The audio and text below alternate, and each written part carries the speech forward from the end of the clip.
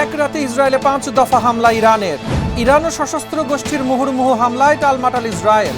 ইরানি স্পিকারের আগুন ঝরা হুঁশিয়ারি, ইরানে পা দিলেই ছাই হবে মার্কিন সেনারা। চূড়ান্ত হুঁশিয়ারি করে মার্কিন সেনাদের সতর্ক করে দিল ইরান। ট্রাম্প নেতানিয়াহুর দম্ভ মাটির সাথে মিশিয়ে দিয়েছে ইরান। ইরাকে যুক্তরাষ্ট্রের সামরিক ঘাঁটিতে ক্ষেপণাস্ত্র হামলা, নিরীহ লেবানিদের গুলি করছে ইসরায়েলি ফুটবলার।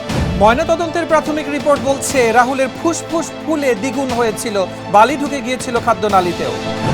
দর্শক, আমন্ত্রণ কালবেলা আন্তর্জাতিক সংবাদে, সাথে আছি মুজাহিদুল ইসলাম। শিরোনাম শুনছিলেন, এবারে বিস্তারিত।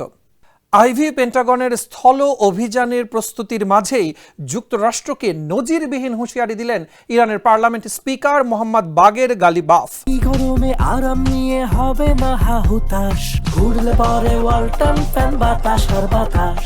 তিনি স্পষ্ট জানিয়েছেন, ইরানি মাটিতে পা রাখলে মার্কিন সেনাদের আগুনে পুড়িয়ে মারা হবে। ওয়াশিংটন পোস্টের দাবি, হাজার হাজার মার্কিন মেরিন সেনা মধ্যপ্রাচ্যে পৌঁছালেও তেহরান তাদের বিধ্বংসী ক্ষেপণাস্ত্র নিয়ে পুরোপুরি প্রস্তুত। সংঘাত এড়াতে ইসলামাবাদে মুসলিম দেশগুলোর জরুরি বৈঠকের মাঝেই দুই পক্ষের এমন রণহুঙ্কারে কাঁপছে বিশ্ব। বিস্তারিত থাকছে ডেস্ক রিপোর্টে। حمله به ایران هم سرزمین اشغالی های آمریکا در منطقه। মার্কিন সেনারা যদি ইরানি স্থল অভিযানের দুঃসাহস দেখায় তবে তাদের আগুনে পুড়িয়ে মারা হবে বলে নজিরবিহীন হুঁশিয়ারি দিয়েছেন ইরানের পার্লামেন্ট স্পিকার মোহাম্মদ বাগের গালিবাফ। ইরান যুদ্ধের 30 দিন পূর্ণ হওয়ার প্রাক্কালে মার্কিন যুক্তরাষ্ট্রকে এই কড়া হুঁশিয়ারি উচ্চারণ করেন তিনি। গালিবাফ আরও বলেন, ইরানি বাহিনী মার্কিন আঞ্চলিক মিত্রদের চিরতরে শাস্তি দিতে প্রস্তুত এবং তাদের বিধ্বংসী ক্ষেপণাস্ত্রগুলো হামলার জন্য পুরোপুরি সজ্জিত। এদিকে মার্কিন প্রতিরক্ষা দপ্তর পেন্টাগন ইরানে কয়েক সপ্তাহব্যাপী স্থল অভিযান চালানোর চূড়ান্ত প্রস্তুতি নিচ্ছে বলে খবর পাওয়া গেছে। ওয়াশিংটন পোস্টের তথ্য মতে হাজার হাজার মার্কিন মেরিন ও পদাতিক সেনা ইতিমধ্যেই মধ্যপ্রাচ্যে পৌঁছেছে। রণক্ষেত্রের এই উত্তেজনার মধ্যেই কূটনৈতিক সমাধানের চেষ্টা চলছে। উদ্ভূত পরিস্থিতি নিয়ে আলোচনার জন্য ইসলামাবাদে সৌদি আরব, মিশর, পাকিস্তান ও তুরস্কের পররাষ্ট্রমন্ত্রীরা এক গুরুত্বপূর্ণ বৈঠকে বসেছেন। তবে গালিবাফের এই মারমুখী বক্তব্য এবং ওয়াশিংটনের ক্রমবর্ধমান সামরিক প্রস্তুতি মধ্যপ্রাচ্যকে এক ভয়াবহ রক্তক্ষয়ী সংঘাতের দিকে ঠেলে দিচ্ছে। শনিবার মধ্যরাতের পর থেকে ইসরায়েলের বিভিন্ন লক্ষ্যবস্তুতে অন্তত 5 দফায় ভয়াবহ ব্যালিস্টিক ক্ষেপণাস্ত্র ও ড্রোন হামলা চালিয়ে ইসরায়েলিদের ঘুম হারাম করে দিয়েছে ইরান।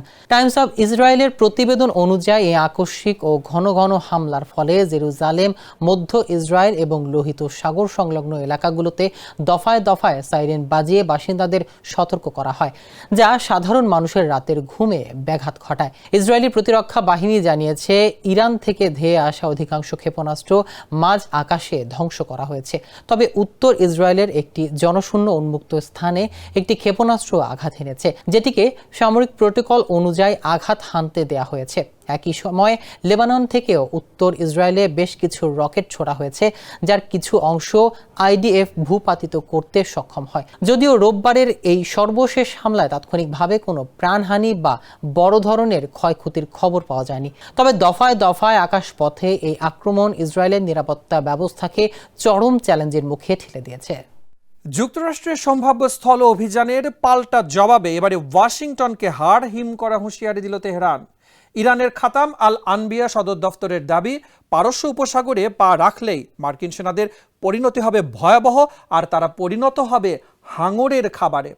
ডোনাল্ড ট্রাম্পের হুমকিকে উদ্ভট আখ্যা দিয়ে ইরান জানিয়েছে, মার্কিন বাহিনী ইতোমধ্যে নিজেদের ঘাঁটি হারিয়ে প্রতিবেশী দেশগুলোতে আশ্রয় নিতে বাধ্য হয়েছে।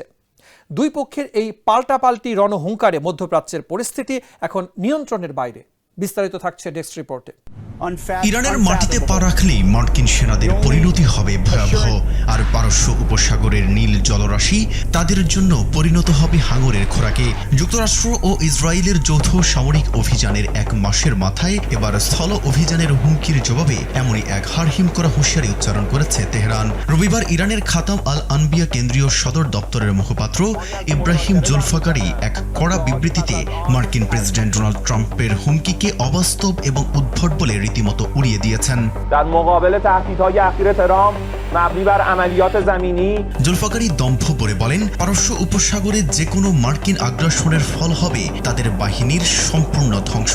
তিনি দাবি করেন, ট্রাম্প বাহ্যিক চাপে পড়ে এমন অসংলগ্ন ও আত্মঘাতী সিদ্ধান্ত নিচ্ছেন যা মার্কিন সেনাদের সরাসরি এক মরণ ফাঁদের দিকে ঠেলে দিচ্ছে। বিবৃতিতে আরও বলা হয়েছে, মধ্যপ্রাচ্যে মোতায়েন করা মার্কিন বাহিনী ইতিমধ্যেই প্রতিদিন মারাত্মক হুমকির সম্মুখীন হচ্ছেন। মিসাইল ও ড্রোন হামলায় নিজেদের ঘাঁটি ধ্বংস হয়ে যাওয়ায় মার্কিন সেনারা এখন প্রতিবেশী দেশগুলোর বেসামরিক কেন্দ্রগুলোতেই আশ্রয় নিয়েছে, কিন্তু সেখানেও তারা নিরাপদ নয়। জুলফাকারি বলেন, ইরানি সশস্ত্র বাহিনী দীর্ঘ সময় ধরে যে কোনো ধরনের স্থলযুদ্ধের জন্য প্রস্তুত হয়ে আছে।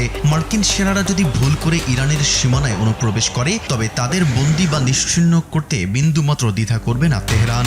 তিনি মার্কিন নেতাদের প্রতি আহ্বান জানিয়ে বলেন, ইরানের ইতিহাস থেকে শিক্ষা নেন, অতীতে বিদেশি আক্রমণকারীদের পরিণতি কি হয়েছিল তা স্মরণ করেন। এর আগে গত 28 ফেব্রুয়ারি ইসলামী বিপ্লবের নেতা আয়াতুল্লাহ আলী খামিনি এবং বেশ কয়েকজন শীর্ষ সামরিক কমান্ডারকে হত্যার মধ্য দিয়ে যুক্তরাষ্ট্র ও ইসরায়েল ইরানের বিরুদ্ধে এই অঘোষিত ও ব্যাপক সামরিক অভিযান শুরু করে। এরপর থেকে দফায় দফায় বিমান হামলায় ইরানের অবকাঠামোর ব্যাপক ক্ষয়ক্ষতি এবং বিপুল প্রাণহানি ঘটেছে।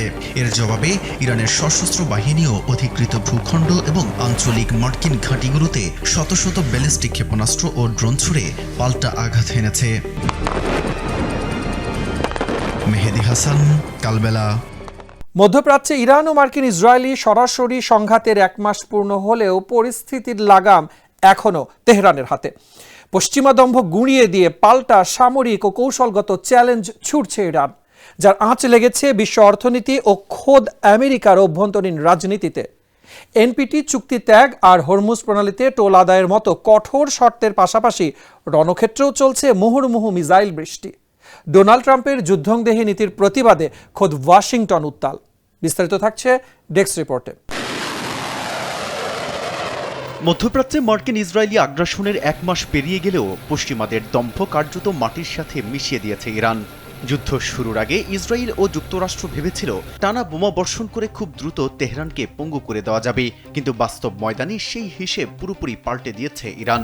একতরফা শক্তি প্রদর্শনের বদলে সামরিক ও কৌশলগত দিক থেকে পাল্টা জবাব দিয়ে ইরান প্রমাণ করেছে চাপের মুখে নত হওয়া নয়, বরং বুক চিতিয়ে লড়াই করাই তাদের প্রধান শক্তি।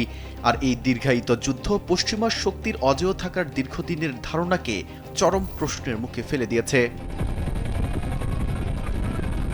অস্তিত্ব রক্ষা এবং পশ্চিমাদের ওপর চাপ বাড়াতে ইরান এখন আন্তর্জাতিক পারমাণবিক অস্ত্র বিস্তার রোধ চুক্তি থেকে বেরিয়ে যাওয়ার জোর প্রস্তুতি নিচ্ছে।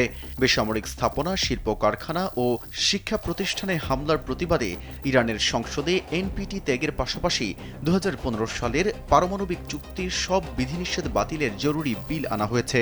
শুধু তাই নয়, যুদ্ধ বন্ধের শর্ত হিসেবে বিশ্বের জ্বালানি সরবরাহের 20% নিয়ন্ত্রক হরমুজ প্রণালীর উপর পূর্ণ নিয়ন্ত্রণ এবং জাহাজ থেকে টোল আদায়ের মতো ভয়ঙ্কর এক অর্থনৈতিক ফাঁদ পেতেছে তেহরান।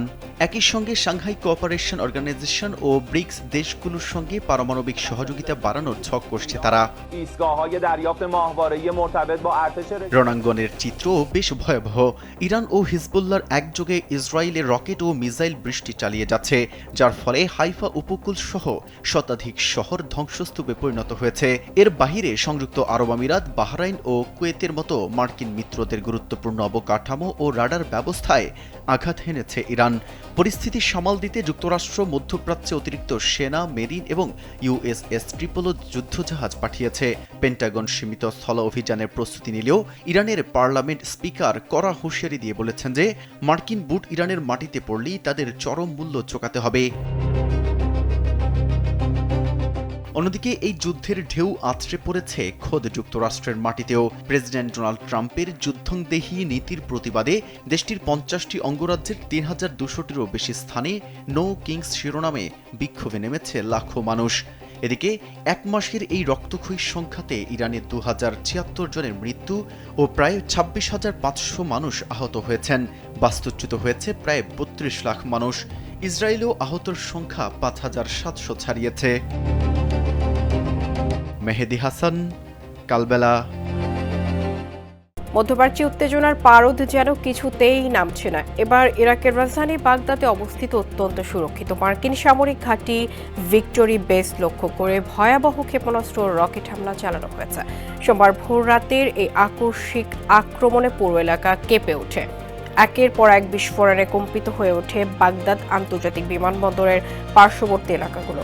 প্রাথমিক তথ্যে জানা গেছে, হামলাকারীরা অত্যন্ত শক্তিশালী ব্যালিস্টিক ক্ষেপণাস্ত্র ও ড্রোন ব্যবহার করেছে। বিস্ফোরণের পর ঘাঁটির অভ্যন্তরে দাউ দাউ করে আগুন জ্বলতে দেখা যায়। এই ঘাঁটিতে মার্কিন সেনাদের পাশাপাশি ইরাকি স্পেশাল ফোর্সেরও অবস্থান ছিল। পেন্টাগন কিংবা ইরাকি প্রতিরক্ষা মন্ত্রণালয়ের পক্ষ থেকে এখনও হতাহতের সঠিক সংখ্যা জানানো না হলেও স্থানীয় সূত্রগুলো বড় ধরনের ক্ষয়ক্ষতির আশঙ্কা করছে। ইরান ও ইসরায়েলের মধ্যকার চলমান যুদ্ধের জেরে পুরো অঞ্চল এখন অগ্নিগর্ভ। গত কয়েক সপ্তাহে মধ্যপ্রাচ্যের বিভিন্ন মার্কিন ঘাঁটিতে হামলার ঘটনা আশঙ্কাজনকভাবে বেড়েছে।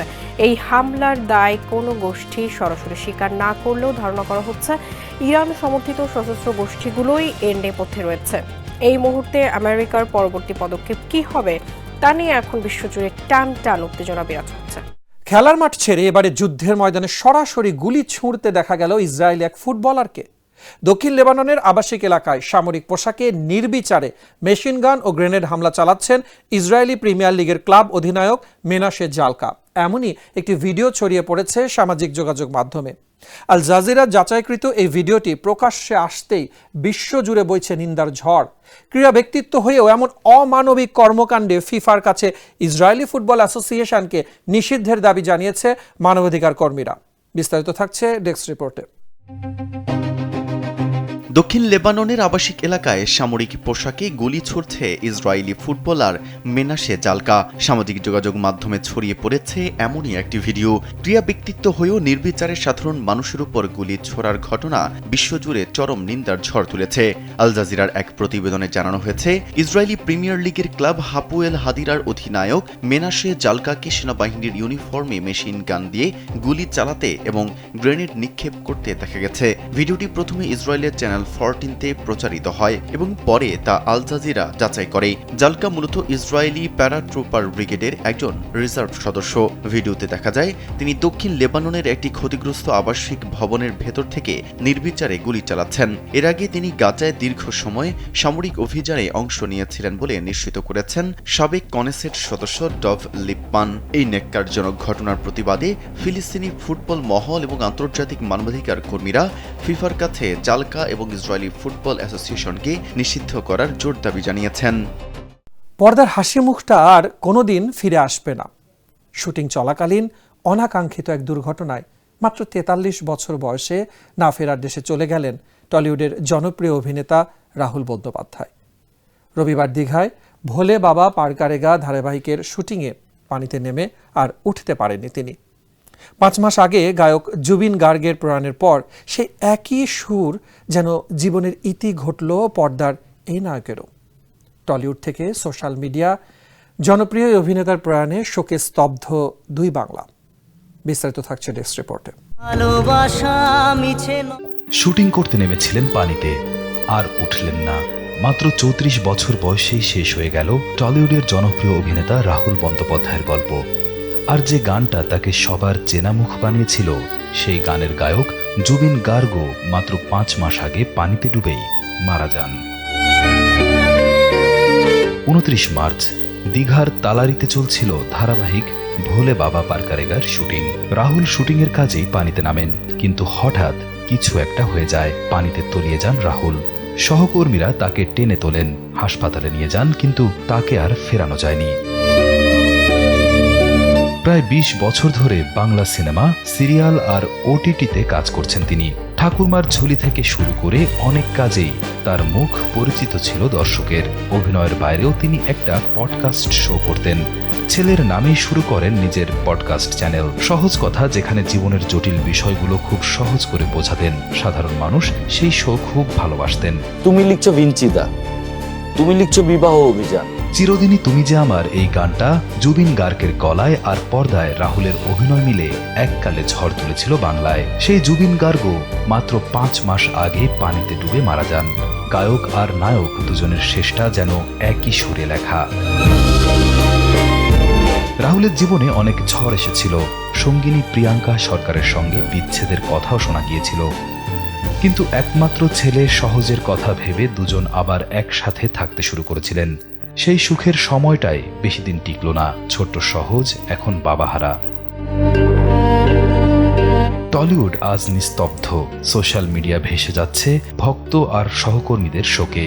রাহুল আর নতুন কোনো চরিত্রে হাসাবেন না, কাঁদাবেন না, কিন্তু তার কাজ, তার কথা আর সেই গান বাঙালির মনে থেকে যাবে অনেক দিন। রিয়াদ হোসেন, কালবেলা। দর্শক, এই ছিল আজকের আন্তর্জাতিক সংবাদে। ধন্যবাদ এতক্ষণ সাথে থাকার জন্য।